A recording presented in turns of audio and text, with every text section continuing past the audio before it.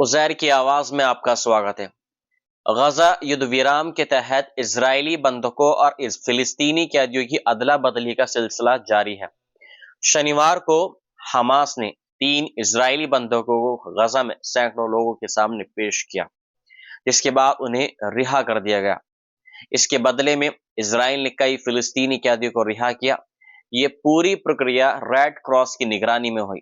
रिहा किए गए इजरायली बंधकों में 52 वर्षीय एली शर्बी, 56 वर्षीय ओआब बैन अमी और 34 वर्षीय और लेवी शामिल है।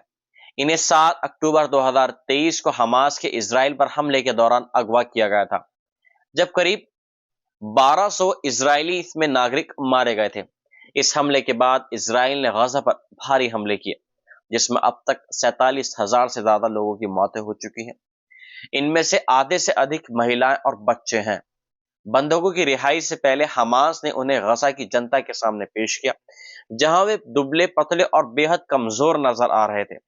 मंच पर खड़े होकर उन्होंने बयान दिया, जो इजराइल में आक्रोश का कारण बन गया।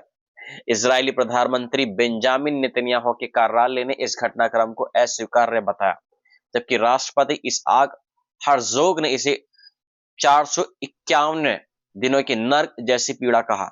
इस युद्ध विराम के दौरान ये 5वीं बार है जब बंधकों और कैदियों की अदला बदली हुई है।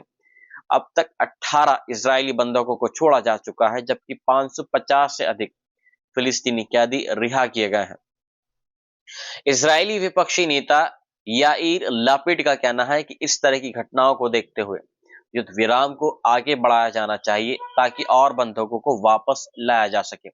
इजरायली बंधकों के परिवारों में राहत और चिंता दोनों देखी गई। एली शर्बी के ससुर पीट ब्रिस्ले ने कहा कि उन्हें देखकर ऐसा लगा जैसे वे किसी कंसंट्रेशन कैंप से लौटे हों।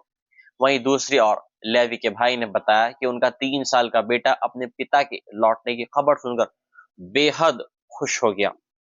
हालांकि यह पूरा समझौता इस समय खतरे में पड़ सकता था, जब पूर्व अमेरिकी राष्ट्रपति डोनाल्ड ट्रंप ने गजा के फिलिस्तीनियों को बाहर निकालने का प्रस्ताव किया था। लेकिन फिलहाल युद्ध विराम जारी है और दोनों पक्षों के बीच कैदियों की अदला बदली की प्रक्रिया आगे बढ़ा दी गई है। गजा में जारी इस संघर्ष का कोई अस्थायी समाधान निकलता है या नहीं, यह देखने वाली बात होगी। लेकिन एक बात साफ है कि इस युद्ध विराम ने दोनों पक्षों के आम नागरिकों को गहरी तकलीफ में डाल दिया है। क्या यह युद्ध विराम स्थायी शांति ला पाएगा? इस सवाल का जवाब आने वाले दिनों में ही मिल पाएगा। मिलता हूं मैं आपसे एक नई खबर के साथ में। जय हिंद।